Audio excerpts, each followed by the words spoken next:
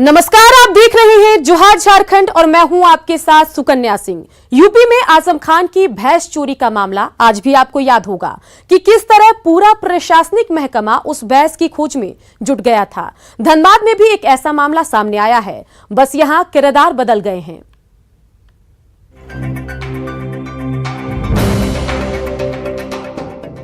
धनबाद की निरसा पुलिस इन दिनों एक उलझे केस को सुलझाने में जी जान से जुटी है। हाल ये कि दिन भर पुलिस की जीप इसके लिए निरसा की गलियों और मोहल्लों की खाक छान रही है। यहां तक कि जांच टीम सांस रोके सीसीटीवी फुटेज के हर उस फ्रेम को भी खंगाल रही है जहां से आरोपी का कुछ सुराग मिल जाए। यहाँ सीसीटीवी कैमरा को चेक किया गया। सीसीटीवी कैमरा में 9:02 में इसी रास्ता से वो खस्सी लेके भागा है, पूरा स्पष्ट नजर आया। जी हां, धनबाद की निरसा पुलिस की ये तमाम मशक्कत उस चोर की तलाश को लेकर है जिसने धनबाद जिला परिषद के अध्यक्ष रोबिन चंद्र गोराई के बड़े भाई का बकरा चुरा लिया है। राहत की बात यह है कि सीसीटीवी फुटेज से बकरा चुराने वाले का पता भी चल गया है। मेरे बड़े भाई सतीश गोराई, उनका एक खस्सी था करीब 25 से 30 किलो काला रंग का, जो कि अब अनजान व्यक्ति है, लेकिन गाड़ी का नंबर सब लोग रोक के टोका है। गोपीनाथपुर मोड़ में गाड़ी का नंबर लिया। इलाके की जनता निरसा पुलिस की इस फुर्ती को देख हैरान और परेशान है, क्योंकि इससे पहले अपराध और संगीन वारदातों में भी पुलिस का ये सीआईडी अंदाज देखने को नहीं मिला था। लोगों को उम्मीद है कि इस बड़े केस को सुलझाने के बाद निरसा पुलिस को शाबाशी जरूर मिलेगी। न्यूज़ 18 के लिए धनबाद से दिलीप की रिपोर्ट। पश्चिम सिंहभूम में नक्सलियों के खिलाफ सुरक्षा बलों को बड़ी सफलता मिली है। पोड़ाहाट जंगल में पीएलएफआई के साथ मुठभेड़ में 3 नक्सली मारे गए हैं। वहीं एक नक्सली घायल है, जिसे इलाज के लिए चकदरपुर अस्पताल में भर्ती कराया गया। बताया जा रहा है कि पुलिस को इलाके में पीएलएफआई के एरिया कमांडर अजय पूर्ति के दस्ते की सूचना मिली थी। इस पर जिला पुलिस और सीआरपीएफ के जवान इलाके में सर्च ऑपरेशन चला रहे थे, लेकिन इसी दौरान नक्सलियों ने फायरिंग शुरू कर दी। सुरक्षा बलों की जवाबी कार्रवाई में 3 नक्सली ढेर हुए हैं, जबकि एक अन्य को गोली लगी। फिलहाल इलाके में सर्च ऑपरेशन जारी है। तो तस्वीरें आपको दिखा रहे हैं, जहां आप देखिए कि 3 नक्सली ढेर किए गए हैं, और ये जो एक्सक्लूसिव तस्वीरें हैं वो आप देख रहे हैं पश्चिम सिंहभूम से, जहां मुठभेड़ में एक नक्सली घायल भी हुआ है और इस दरमियान उसका इलाज भी चल रहा है। इलाके में सर्च ऑपरेशन चल रही है।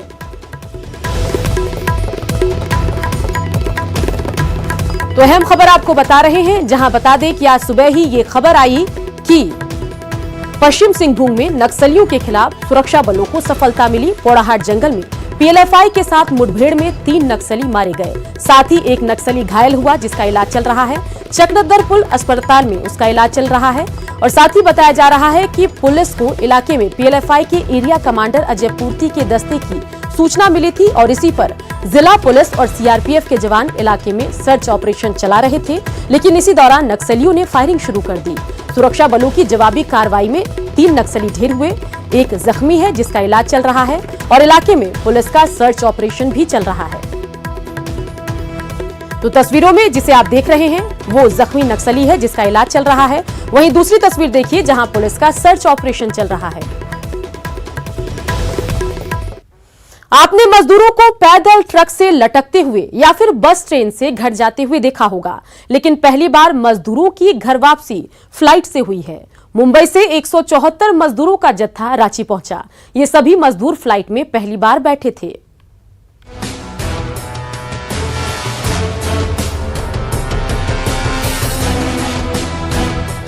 खुश हूँ कि मैं पहली बार प्लेन चढ़ी। थोड़ा डर भी लग रहा था। पहली बार आए, जिंदगी में पहली मरते बैठे। इन मजदूरों की खुशी साफ दिखाई दे रही है। मुंबई में मेड का काम करने वाली मेरी का कहना है कि वो पहली बार प्लेन में सफर कर रही हैं। वो काफी खुश हैं क्योंकि हवाई जहाज में चढ़ने का मौका मिला। अच्छा फील हो रहा है, अपना राज आ गई। बहुत परेशान हुआ वहाँ पे। फ्लाइट पे चढ़ी? नहीं, पहली बार चढ़ रही हूँ। कैसा अनुभव किया? मैं बहुत खुश हूँ कि मैं पहली बार प्लेन चढ़ी। दरअसल मुंबई से 174 मजदूरों को लेकर फ्लाइट रांची पहुंची। अपने घर पहुंचने पर सभी मजदूरों के चेहरे पर खुशी साफ झलक रही थी। उससे भी ज्यादा खुशी इस बात की थी कि वो पहली बार प्लेन में बैठे थे। थोड़ा डर भी लग रहा था, अच्छा भी लग रहा था, ऐसा कुछ। आपके पति क्या करते हैं? गाड़ी चलाते हैं। साल भर हो गया वहाँ ड्राइविंग करते हैं। खाने लिए बहुत तरस रहते हैं, इधर उधर से किसी तरह तो निकाले हैं। इसी तरह हम लोग सर तो आए, पहली बार आए जिंदगी में, पहली मरते बैठे हैं। इन मजदूरों ने सुबह एयर एशिया की फ्लाइट से मुंबई से उड़ान भरी। बेंगलुरु लॉ कॉलेज में पढ़ रहे छात्रों की पहल से इन सभी प्रवासी श्रमिकों को फ्लाइट में बैठने का मौका मिला। दरअसल सभी छात्रों ने झारखंड सरकार से इसके लिए अनुमति मांगी थी और हेमंत सरकार ने तुरंत अनुमति दी और वे फ्लाइट से मजदूरों को रांची पहुंचाने में सफल हुए। 174 लोग आए, 180 लोग आने वाले थे। 6 लोग मेडिकल को पास नहीं कर पाए वहां से, तो उनको सुरक्षा के दृष्टिकोण से रोक दिया गया। 174 लोग वहां से बोर्ड करके रांची पहुंचे हैं। हेमंत जी आगे बढ़कर क्या है, और हम लोगों को एक झारखंडी होने के नाते ये गर्व हो रहा है कि चलिए पहली ट्रेन भी झारखंड आई थी और देश में पहली बार मजदूरों से भरा हुआ जनता का जहाज जो है वो भी झारखंड आया। एक्टिविस्ट और छात्रों के समूह का कहना है कि अगर उन्हें अन्य राज्य सरकारों से भी समर्थन मिलता है तो वे राज्यों में अधिक प्रवासी श्रमिकों को भेजने के लिए तैयार हैं। न्यूज़ 18 के लिए रांची से भुवन किशोर झा की रिपोर्ट। आज से मैट्रिक और इंटर के कॉपियों की जांच शुरू हो गई है। जैक ने इसके लिए राज्य भर में 67 मूल्यांकन केंद्र बनाए हैं, जहां सोशल डिस्टेंसिंग का पालन कर कॉपियों की जांच की जा रही है। मौके से ज्यादा जानकारी दे रहे हैं हमारे सहयोगी भुवन किशोर झा।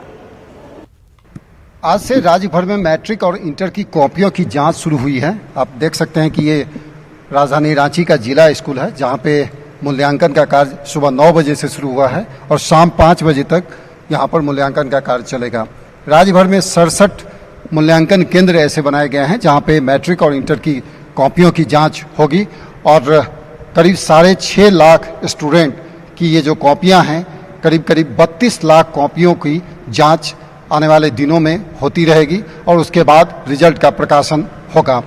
लेकिन जो सबसे अहम बात यह है कि इस बार जो कॉपियों की जो जांच हो रही है, आप देखेंगे कि सोशल डिस्टेंसिंग को पालन करते हुए जो निर्देश दिए गए हैं उसी के तहत इस बार कॉपियों की जांच शुरू हुई है। और जिला स्कूल का ये हॉल है, इस हॉल में जो भी टीचर यहाँ पर पहुँचे हैं वो बाकायदे यहाँ पे कॉपियों की जांच कर रहे हैं।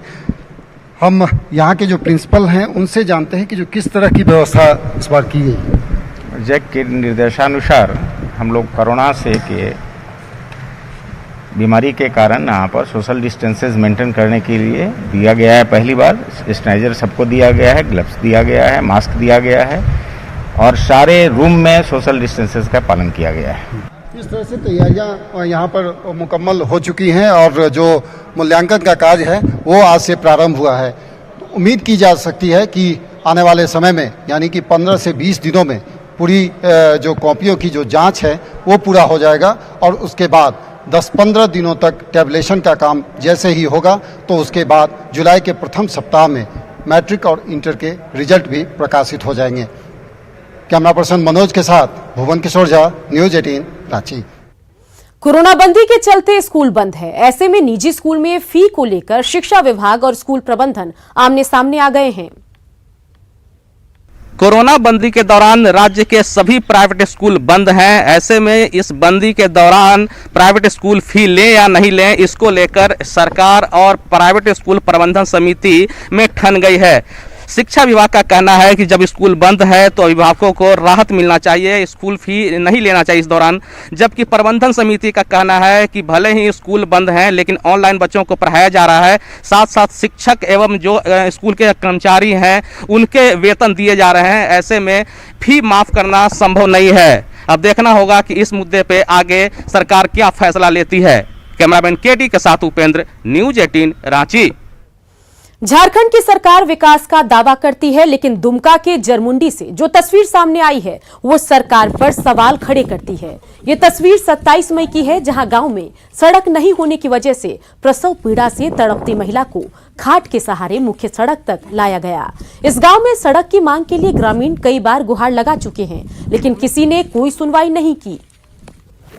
ग्राम धवरना भोड़ाबाद पंचायत जरमुंडी प्रखंड के अंतर्गत हम लोग झारखंड दुमका जिला के रहने वाले हैं। यहाँ कोई रोड है ना कोई आने जाने का रास्ता है। सरकार के द्वारा हम लोग को तो कोई सुविधा दिया गया कुछ नहीं है। हम लोग प्रयास कर रहे हैं कि हम लोग को रोड दे। बोकारो के जरीही में रहने वाले एक दंपति ने कोरोना बंदी में पानी की समस्या होने पर अपने घर के पीछे ही कुआं खोद दिया। अब उन्हें पानी की समस्या नहीं हो रही। 20 दिनों की कड़ी मेहनत में इस दंपति ने 15 फीट कुआं खोदा है, जो लोगों के बीच चर्चा का विषय है।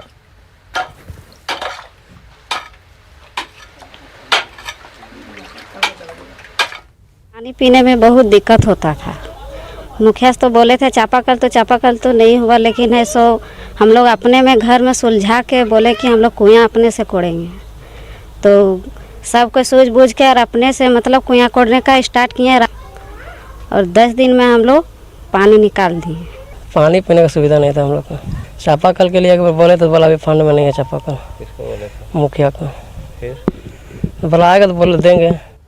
करीब 2 महीने बाद रांची सदर अस्पताल में ओपीडी सेवा शुरू हो गई, लेकिन रिम्स में अब तक ओपीडी सेवा शुरू नहीं हो सकी है, जबकि स्वास्थ्य विभाग ने सभी सरकारी अस्पतालों में ओपीडी सेवा शुरू करने का आदेश दिया।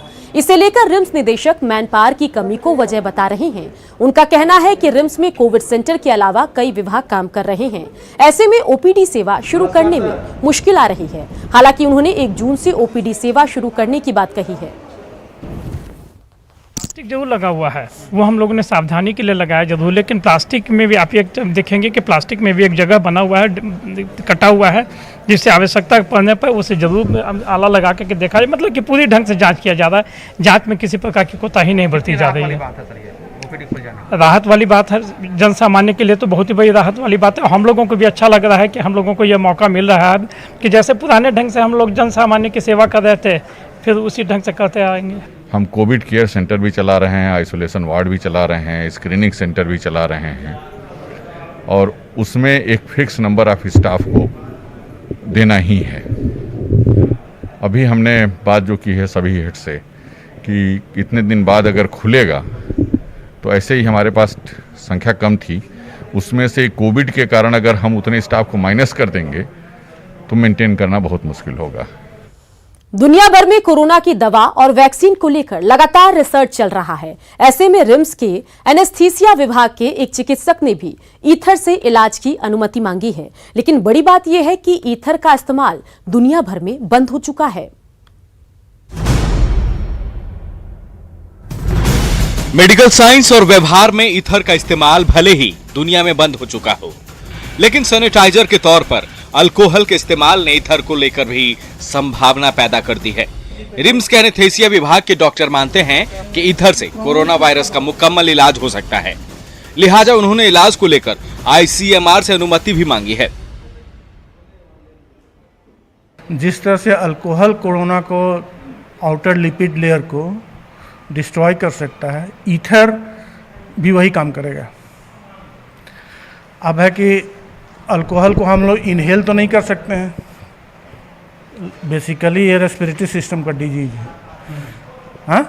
तो ईथर को हम लोग एनेस्थीसिया में हमेशा इनहेलेशनल एनेस्थेटिक्स के रूप में यूज़ किए हैं, and it is one of the safest anaesthetic inhalational drug known till date. हाँ, हम दिए हैं, सबमिट किए हैं। एथिकल कमिटी 2 बार 3 बार उसको रेक्टिफाई करने का बोला, हम लोग दिए हैं, but still they are unable to take any decision. और जब तक एथिकल कमिटी से क्लियर नहीं हो जाता है, we can not do anything.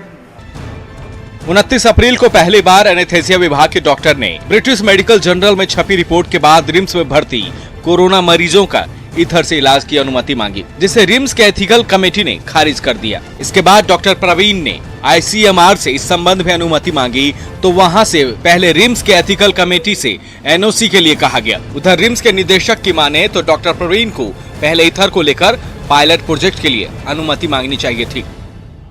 तो आप लोकली सोच करके बहुत चीज़ों को ऑब्जर्वेशन में, अगर आपका ऑब्जर्वेशन कोई है तो उसको ICMR को, जो साइंटिफिक सोसाइटी हैं, उनको लिखा जाता है। उस पर जब विचार करके इथिकल परमिशन मिल जाता है तभी उसको आप प्रोटोकॉल के हिसाब से ट्रायल कर सकते हैं। ऐसे नहीं है कि आप जो कुछ भी सोचें और कल कहें कि इससे फायदा हो जाएगा। रिम्स का नाम देश और दुनिया में इलाज और रिसर्च दोनों के लिए जाना जाता है। ईथर से इलाज को लेकर एक चिकित्सक ने आज अपनी बात छेड़ दी है और अब देखना है कि उनकी रिपोर्ट की धमक कितनी दूर तक जाती है। न्यूज़ 18 के लिए रांची से उपेंद्र की रिपोर्ट। कोरोना काल की ज्यादातर तस्वीरें हैरान और परेशान करने वाली होती है, लेकिन इन्हीं तस्वीरों में कुछ ऐसी भी होती है जो लोगों में एक हौसला और कुछ नया करने का जज्बा भरती है। देखिए पलामू से ये रिपोर्ट। मेहनत और परिश्रम का निवास जहां भी होता है, वहां की तकदीर का कायाकल्प निश्चित ही होता है। इसी की बानगी है पलामू के मोहम्मदगंज प्रखंड के उत्तर कोयल परियोजना स्कूल। दरअसल पलामू लौटने वाली कई प्रवासी मजदूरों को क्वारंटाइन कर इसी स्कूल में रखा गया था, लेकिन जब मजदूरों ने इस स्कूल की जर्जर हालत को देखा तो 14 दिनों में इसकी सूरत को ही बदल दिया। हम लोग देखे कि यहाँ का जो भी है अच्छा दिखने में नहीं था, धुएं वगैरह था, और हम लोग को जुगाड़ मिला गया। पेंट पोचारा जो भी है हम लोग सर सफाई करके इसका पेंट वगैरह कर दिए हैं। हम लोग अपना जहाँ पे इतना जो आदमी यहाँ थे उन लोग से हम लोग सहमत किए हैं कि भाई हम लोग के ही तो रहना है ना, कुछ इसमें रंग उंग जुगाड़ करके इसको पेंट कर देते हैं कि देखने में अच्छा लगे। अब अच्छा लग रहा है। दरअसल जिले के उपायुक्त डॉक्टर शांतनु अग्रहरि ने क्वारंटीन में रहने वाले मजदूरों से कार्य करने को लेकर सहमति ली थी। साथ ही सभी प्रखंडों के BDO को निर्देश दिया था कि जो मजदूर क्वारंटीन सेंटर में काम करना चाहे तो उन्हें जरूरी सामान मुहैया कराया जाए। इन लोगों ने अपना सहमति जाहिर किया कि अगर मुझे सामान मिलेगा तो हम लोग स्कूल का रंग रोगन कर देंगे। तो हम लोगों ने उपलब्ध कराया सामग्री और इन लोगों ने मिलजुल कर पूरे स्कूल का रंग रोगन किया है। बहुत ही सराहनीय काम किया है। अब तक हम लोगों ने क्वारंटीन सेंटर की बदहाली और वहां भोजन को लेकर विवाद की नकारात्मक खबरें ही देखी है, लेकिन पलामू के मोहम्मदगंज की ये तस्वीर बयां करने के लिए काफी है कि परिश्रम और प्रशासन के बेहतर संवाद से खंडहर को भी खूबसूरत बनाया जा सकता है। न्यूज़ 18 के लिए पलामू से नील कमल की रिपोर्ट। वैश्विक संकट के इस दौर में एक ओर जहां प्रधानमंत्री और राज्य के मुख्यमंत्री दावा कर रहे हैं कि किसी को बेरोजगार होने नहीं दिया जाएगा, इन सबके बीच जमशेदपुर में मजदूरों का शोषण जारी है। World class company steel strip wheels ने कर्मचारियों को इस्तीफा देने का फरमान जारी कर दिया। इसके तहत कंपनी प्रबंधन ने कर्मचारियों से जबरन इस्तीफा मांगा है। ये बिना किसी ये के रिजाइन मारने के लिए फोर्स कर रही है हम लोगों को। तो उनमें से कुछ लोगों ने रिज़ाइन दिया है, बट कुछ लोगों ने रिज़ाइन नहीं दिया है। इस वैश्विक महामारी के टाइम में हमारे साथ जो गलत हो रहा है, इस तरह का व्यवहार कंपनी हमारे साथ कर रही है, जिसका हम लोगों ने हमेशा कंपनी का साथ दिया। गुमला में पुलिस जरूरतमंदों के लिए हर वक्त तत्पर है। पुलिस वैसे लोगों की मदद कर रही है जो मजबूर है। जटिल बीमारी से ग्रस्त मरीज की दवा कोरोना बंदी के कारण शहर में उपलब्ध नहीं है, लेकिन पुलिस ने रांची से दवा मंगवाकर मरीज को पहुंचाया। पुलिस ने एक कंट्रोल रूम बनाया है जहां फोन करने पर व्हाट्सएप पर डिस्क्रिप्शन मांगा जाता है और उसके बाद पुलिस रांची से दवा मंगाकर दे देती है। समीर वर्मा का ये रिम पास में इलाज हो रहा था, मैंने दवाई ख़त्म हो गया था, तो दवाई लाने के लिए मैंने पुलिस कंट्रोल में फ़ोन किया। तो पुलिस कंट्रोल ने बोला कि व्हाट्सअप चलाने जानते हैं, तो नहीं मेरी बेटी चलाती है, तो व्हाट्सअप नंबर दिया तो मैंने व्हाट्सअप कर दिया। जब भी किसी को कोई दवाई की आवश्यकता होती है गांव देहात के आदमी को, तो कंट्रोल रूम का व्हाट्सएप नंबर है CCR का, तो उसमें वो प्रिस्क्रिप्शन भेजते हैं और इसको हम लोग रांची CCR DSP साहब को भेजते हैं। तो उनका काम है कि वहाँ से दवाई मैनेज करके कहीं से खोज के खरीद के वो भेजते हैं। पाकुड़ में शहरी जलापूर्ति योजना पर लॉकडाउन का असर पड़ा है। बाईपास रोड के बल्लभपुर में वाटर ट्रीटमेंट प्लांट बन रहा है। वहीं पश्चिम बंगाल के चांदपुर कनाल में इनटेक वेल बन रहा है, लेकिन लॉकडाउन के कारण फिलहाल काम बंद है। जलापूर्ति योजना के चालू होने से पाकुड़ के लोगों को राहत मिलती, लेकिन अब शुद्ध पेयजल के लिए लोगों को और इंतजार करना होगा। दुमका के 2 महिला मजदूरों के साथ बेंगलुरु में बंधक बनाकर दुष्कर्म का मामला सामने आया। सोशल मीडिया के माध्यम से दुमका डीसी को जब इसकी जानकारी मिली तो उन्होंने पूरे मामले की जानकारी ली और कहा कि 3 आरोपी को गिरफ्तार कर लिया गया है और आगे की कार्रवाई चल रही है। लाहौर नगरी में मौसम का मिजाज बदला है। आज आसमान में बादल छाए हैं और तेज हवा भी चल रही है, जिससे लोग राहत महसूस कर रहे हैं। कल तक यहां का तापमान 42 डिग्री था और लोग गर्मी से झुलस रहे थे, और अब जब मौसम बदला है तो लोगों ने राहत की सांस ली। लाहौर नगरी जमशेदपुर शहर को अपना कहर दिखाना शुरू कर दिया था, जहां तापमान जमशेदपुर शहर का 42 डिग्री पहुंच गया था। मगर मैं आज का नज़ारा जमशेदपुर शहर का दिखाना चाहूँगा। वो आप देख सकते हैं कि सुबह से ही जमशेदपुर शहर का जो नज़ारा है वो चेंज हो गया है। अचानक मौसम ने करवट ली है और कल देर शाम जो हुआ बारिश के बाद आज सुबह से ही आप देख सकते हैं कि पूरा लग रहा है शाम जैसा नज़ारा ये देख रहा है। पूरे बादल छाए हुए हैं और तेज ठंड हवा जो है वो कहीं ना कहीं लोगों को गर्मी से राहत दिला रही है। और किस तरह शहर का जो मौसम है वो खुशनुमा हो गया है, लोगों ने गर्मी से राहत मिली है। और आप देख सकते हैं कि इस तरह जो लोग हैं वो साफ तौर पर घूम रहे हैं, क्योंकि जो मौसम है वो कल शहर का तापमान जो था वो 42 डिग्री पहुंच गया था। और आज सुबह से ही आप देख सकते हैं किस तरह पेड़ पौधे जो है वो तेज हवा से झूम रहे हैं और ठंड हवा जो है वो कहीं ना कहीं लोगों को गर्मी से राहत मिल रही है। वहीं मौसम विभाग की माने तो आने वाले 2 से 3 दिन इसी तरह का मौसम रहेगा, जिससे लोगों को गर्मी से राहत मिलेगी। न्यूज़ 18 के लिए जमशेदपुर से आशीष कुमार तिवारी। शहीदों के नाम पर बने प्याऊ केंद्र का आज बीजेपी अध्यक्ष दीपक प्रकाश ने उद्घाटन किया। रातू चौक सहित राजधानी के विभिन्न स्थानों पर 2 दर्जन से अधिक ऐसे प्याऊ केंद्र बनाए गए हैं। राष्ट्रीय युवा शक्ति के इस प्रयास की सराहना करते हुए बीजेपी प्रदेश अध्यक्ष दीपक प्रकाश ने कहा कि इससे लोगों को इस भीषण गर्मी में काफी लाभ मिलेगा। इससे ग्रसित है, त्रस्त है। भारत भी इससे अधूरा नहीं है, झारखंड भी आज उससे पीड़ित है। हम सब लोगों को मिलकर के इसके कोरोना के वायरस के खिलाफ संघर्ष करने की जरूरत है।